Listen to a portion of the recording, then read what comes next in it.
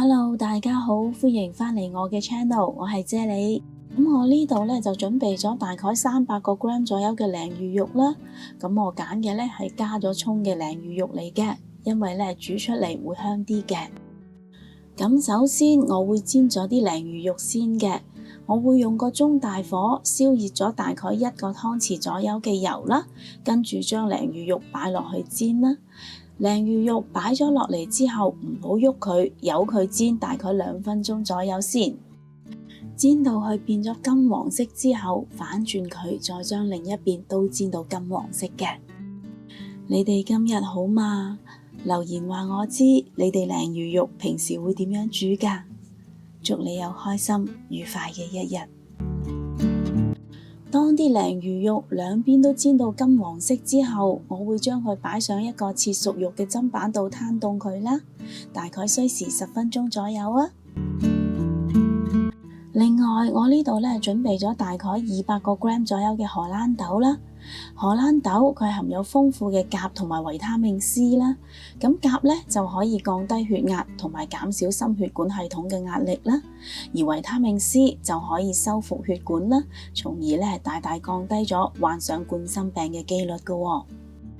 喺啲滾水入邊加入1個茶匙嘅糖、1個茶匙嘅鹽同埋1個茶匙嘅油之後，將荷蘭豆倒入嚟飛水大概30秒左右。咁樣做咧，可以令到啲荷蘭豆更加爽甜㗎。若果你對我嘅食譜有任何疑問嘅話，請你將個問題寫低喺下邊評論區嗰度啊！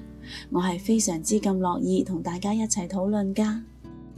跟住我呢度仲準備咗200個 gram 左右嘅蝦仁啦，我用嘅咧係急凍嘅蝦仁嚟嘅，佢買返嚟嘅時候咧都已經清理好晒㗎啦，解咗凍就可以用得㗎啦。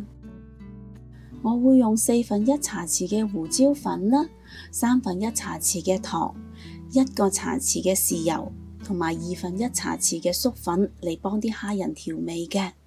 加咗粟粉調味嘅蝦仁咧，一陣炒嘅時候咧就唔會出水㗎啦。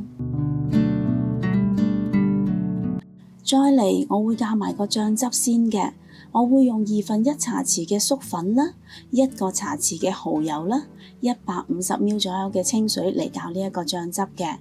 同埋我會將呢一個食譜嘅所有食材用料 list 咗喺呢條片嘅最後。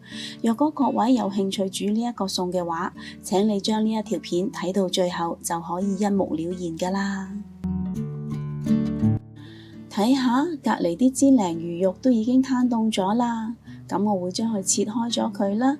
將啲鯪魚肉攤凍咗先至切，啲鯪魚肉先至唔會切爛㗎。如果熱辣辣嘅時候就切嘅話咧，啲鯪魚肉就會切到爛晒，唔得整齊㗎啦。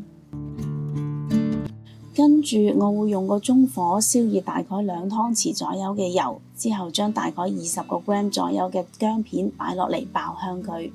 我要利用油嘅高溫激發薑嘅香味。當聞到好香嘅薑味之後，我會將蝦仁倒落嚟啦，用半煎半炒嘅方式，將蝦仁咧炒到兩邊都金黃色嘅，就好似你哋而家畫面見到咁嘅狀態啦。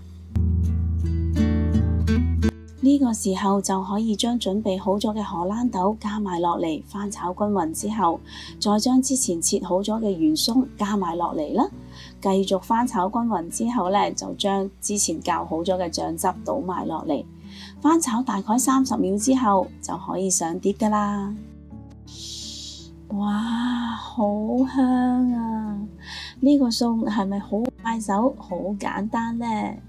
雖然呢個餸嘅製作過程非常之簡單，但係味道咧真係非常之唔錯㗎。煎到香噴噴嘅魚鬆，加埋爽口彈牙嘅蝦仁，口感層次極之豐富，再加上清爽嘅荷蘭豆，呢一個餸就一啲都唔油膩啦。你哋係咪都已經好想食呢？不如今晚你都試下整呢一個咁簡單又好味嘅餸啦。若果你都鍾意我嘅食譜，請你俾 like 同埋留言話我知啦。記得訂閱我嘅 channel， 順便撳埋隔離個鐘仔啦。多謝晒你嘅收睇，我哋下一個食譜再見啦，拜拜。